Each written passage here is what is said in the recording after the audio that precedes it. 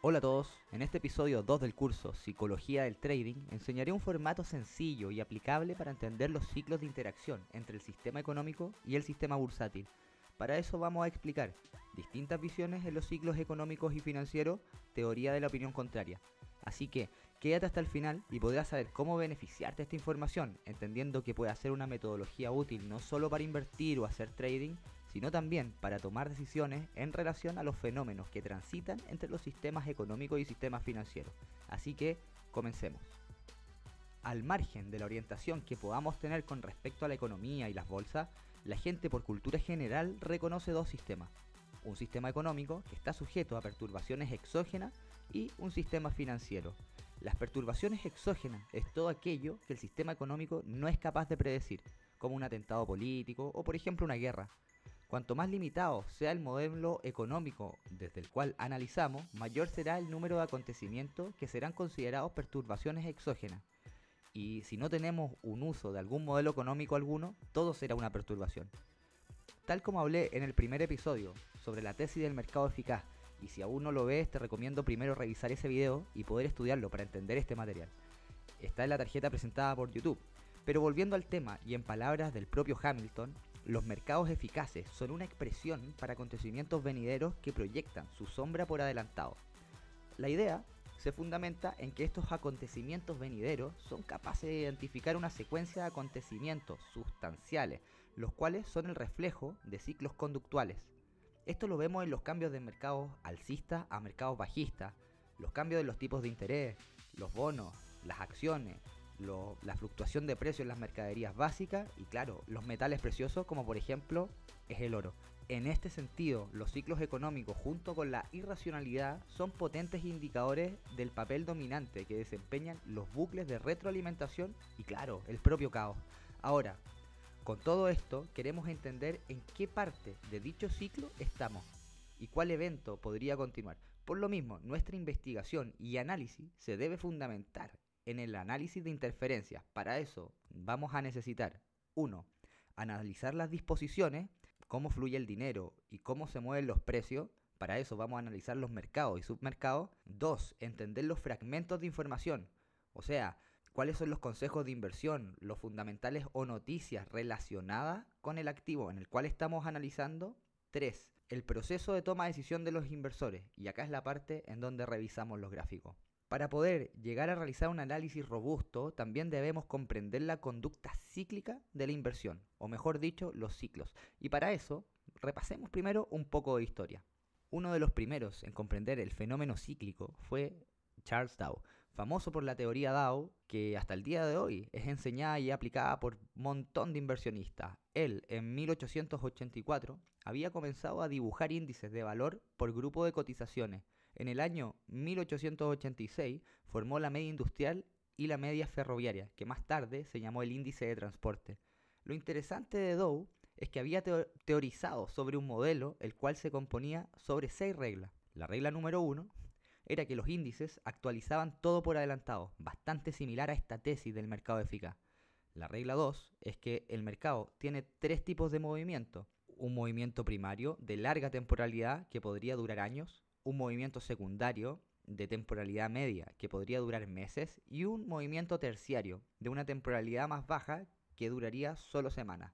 Algo similar pasa con los ciclos económicos, como los vamos a revisar más adelante, en los cuales Juglar, Kitchin y Kondratiev postulan algo bastante similar. Claramente con distinciones, ya que se habla desde la economía, no desde los sistemas financieros. 3.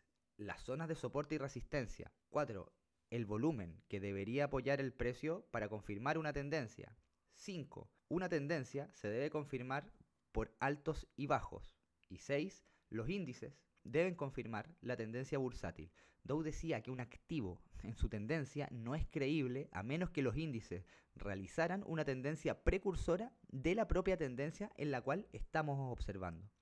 Como ven, Dow fue un adelantado en su época. Reformuló ideas que hasta el día de hoy se siguen aplicando y no deja de ser interesante que su modelo presentó bastante éxito en la época. También decir que su influencia sigue hasta el día de hoy, pero muchos de sus fundamentos han perdido relevancia por la propia transformación dinámica del mercado. El economista francés Clement Juglar publicó en 1860 Las crisis comerciales y su reaparición periódica en Francia, Inglaterra y Estados Unidos, exponiendo que las anteriores crisis y recuperaciones históricas se habían explicado exclusivamente mediante un conjunto de acontecimientos económicos específicos. De acuerdo con sus observaciones, existía una media de 9,2 años entre cada mínimo y máximo del ciclo económico. Luego, Joseph Kitchin, otro economista, en el año 1923, publicó un artículo llamado Ciclos y tendencias en los factores económicos, describiendo las fluctuaciones a corto plazo de los precios, tipos de interés y mercados bursátiles en Estados Unidos e Inglaterra desde el año 1871. Estos ciclos tenían una duración media de 41 meses entre cada mínimo y cada máximo. También advirtió que 2 o 3 de estos ciclos más pequeños parecían ser elementos de un ciclo mayor, correspondientes al ciclo de Juglar. 2 años después que Kitchin publicara su famoso artículo, el economista ruso Nikolai Kondratiev publicó un artículo sobre ciclos largos y en el 1926 publicaría un segundo artículo. Las ideas de Kondratiev estaban basadas en las fluctuaciones a largo plazo de los precios de las mercaderías básicas, los tipos de interés, los salarios, el comercio exterior, la producción del carbón, el consumo de petróleo, el ahorro y la producción de plomo en el Reino Unido, Francia y Estados Unidos. A partir de sus series cronológicas, en donde la más antigua se iniciaba en 1780, había llegado a descifrar un aparente ciclo económico internacional con una separación de entre 48 a 54 años entre el mínimo y el máximo. Dato curioso es que con solo 145 años de estudio daban poco fundamento empírico para sostener su teoría. Aún así, es un modelo que sigue siendo interesante para los inversores, ya que hasta el día de hoy se sigue ajustando este propio modelo. También decir que sus teorías encontraron pocos adeptos en su país de origen, y él murió en un campo de trabajo forzado en Siberia.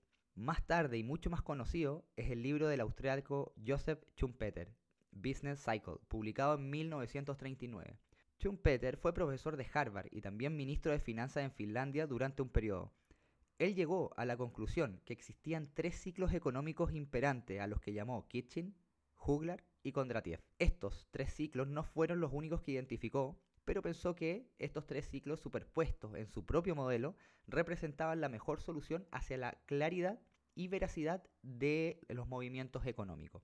La adición más importante en los descubrimientos de Schumpeter es el concepto de caos determinístico, algo que ya hablamos en el video pasado, en la clase pasada. Y esto es cuando varios ciclos de Schumpeter entran en acción al mismo tiempo. El movimiento resultaría bastante complicado de predecir y de leer. Con esto entendemos que existen ciclos que varían según el tiempo. La suma de ciclos más pequeños conformarían ciclos mayores, algo similar a la idea propuesta por Charles Dow sobre estas tendencias primarias, secundarias y terciarias. Por lo mismo, la relación entre los sistemas económicos y sistemas financieros van de la mano. Hablemos ahora sobre la difusión de información.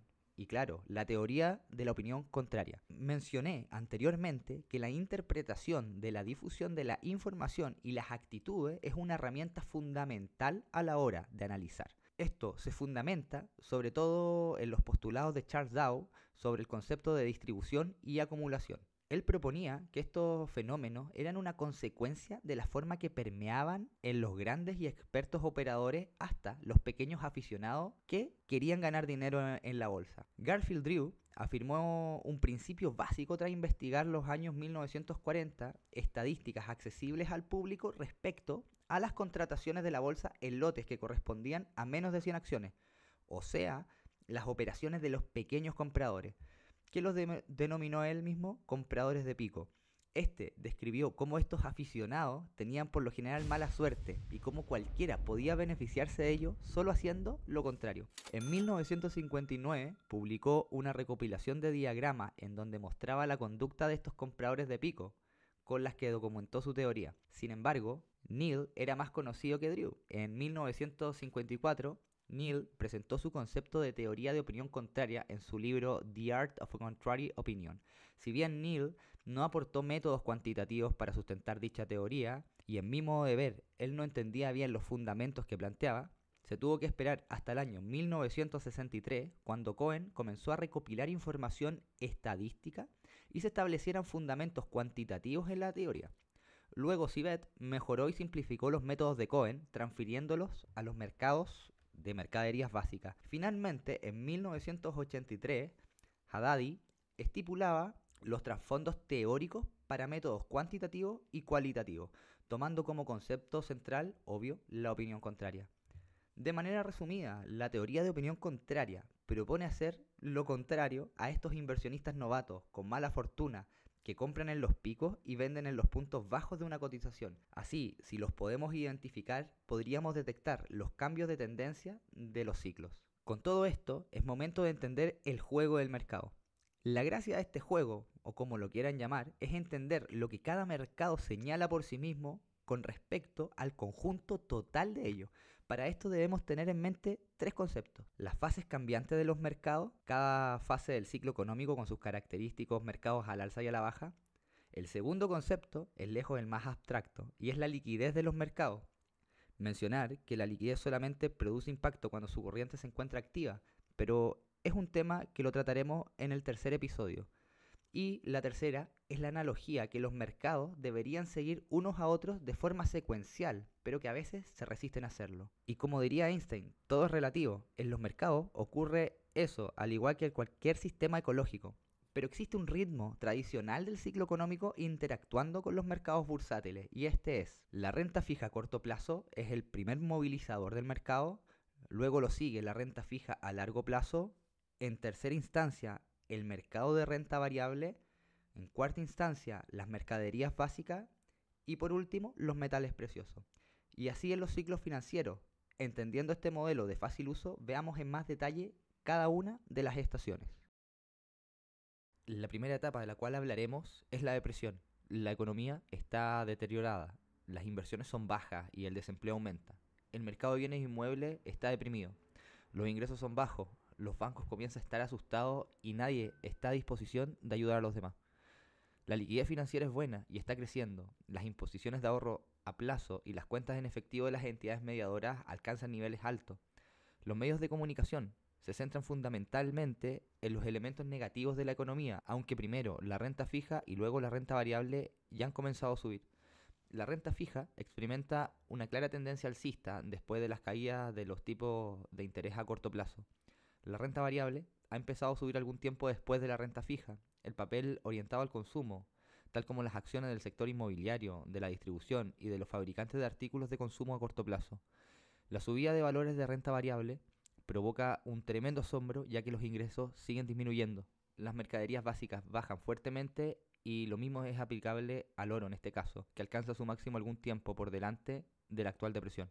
La segunda etapa es la expansión económica. Acá la economía comienza a incrementar o a aumentar la demanda de los consumidores. Se disparan las nuevas edificaciones y los bienes de consumo, al tiempo que aumenta la demanda de crédito de los consumidores. Puede ser que el tipo preferencial suba después de unas anteriores reducciones. La inflación ha tocado fondo, suben los precios de las viviendas particulares, mientras que el mercado de edificios industriales y de oficinas se comienza a estancar. Los préstamos para inversiones mobiliarias concedidos por los agentes mediadores están cobrando más ritmo y volumen. Los tipos de interés a corto plazo empiezan a tirar hacia arriba. Al principio de la reactivación, los medios de comunicación se muestran pesimistas aún y solo dan señales de optimismo hacia la mitad de la revitalización. Los valores de renta variable también han estado subiendo durante algún tiempo, posiblemente entre 6 a 9 meses antes de que empezara la reactivación económica. En la fase de reactivación, las acciones industriales en particular están subiendo fuertemente. Las mercaderías básicas han tocado fondo a un nivel bajo. Más tarde empezarán a subir un número creciente de mercaderías básicas. El oro comienza a entrar en formaciones de fondo después de haber bajado un largo tiempo. La tercera fase es el auge. La economía está en auge y las tasas de utilización de la capacidad industrial comienzan a ser altas, pero no dejan de producirse cuellos de botella. La inflación y los tipos de interés a corto plazo están subiendo. La industria ha empezado a ampliar su capacidad y está creciendo la demanda de trabajadores, capital y mercaderías básicas. La liquidez financiera está disminuyendo desde hace bastante tiempo y las reservas de liquidez son bajas ahora. La fuente principal de aumento de la liquidez la constituyen las subidas de las cotizaciones de las acciones convertidas en capital al liquidarse las transacciones. Los medios de comunicación adoptan una postura positiva y se dedica más tiempo en los periódicos sobre la inversión de renta variable. Aparecen nuevos fondos mutuos de inversión. Los valores de renta fija inician una tendencia bajista desde abandonar una gran formación de máximo. Los valores de renta variable empiezan a bajar unos cuantos meses antes del punto culminante de la economía. La mercadería básica experimenta ahora una clara tendencia alcista, incluyendo también el transporte de mercancías a granel. El oro sale de su formación de mínimo e inicia una tendencia al alza. Por último, tenemos la cuarta fase, cuarta pieza de este puzzle. ¿Cuál es la decadencia económica? La economía está marcada ahora por una drástica reducción del consumo privado. Las industrias se enfrentan a un creciente exceso de capacidad. La inflación sube durante un tiempo, pero alcanza máximo en mitad de la decadencia. En este periodo, muchos sectores sensibles a los tipos de interés se ven asolados por las suspensiones de pagos y las quiebras. La liquidez financiera se estabiliza y las reservas de liquidez empiezan a subir gradualmente. Debido a las caídas de precios, muchos de los operadores de mercado se enfrentan a la necesidad de aportar coberturas a medida que se reduce rápidamente la liquidez del papel. Las liquidaciones forzosas se hacen cada vez más frecuentes. Los medios de comunicación se muestran pesimistas, se profetizan tipos de interés más altos y los sectores intensivos en capital se ven atrapados en medio de restricciones crediticias. Crece el número de anuncios de inversiones en metales preciosos y piedras preciosas. Se profetizan tipos de interés más altos y los sectores intensivos en capital se ven atrapados en medio de las restricciones crediticias. Acá, en esta fase, crece el número de anuncios de inversiones en metales preciosos. Los valores de renta fija tocan fondo antes del final de la decadencia económica. Los valores de renta variable caen también y revierten más tarde que los de renta fija. Las mercaderías básicas alcanzan su techo antes que la inflación y han empezado a bajar ahora. El oro está comenzando a caer al mismo tiempo o poco después que las mercaderías básicas. El precio del oro empieza a caer a 6-9 meses antes de que la inflación alcance su techo. Por último, una consideración importante con respecto a este modelo. Se debe decir que las anteriores situaciones hipotéticas son, naturalmente, simplificaciones de la realidad. Los acontecimientos nunca se ciñen estrictamente al modelo por las siguientes razones. 1.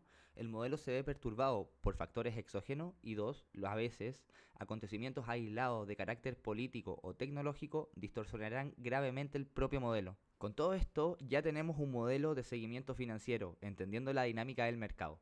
En el siguiente episodio vamos a entender, a comprender la importancia del dinero y cómo funciona la liquidez financiera. Así que suscríbete y activa las notificaciones para estar al tanto. Recuerda que mi nombre es Cristian y nos vemos en el siguiente capítulo.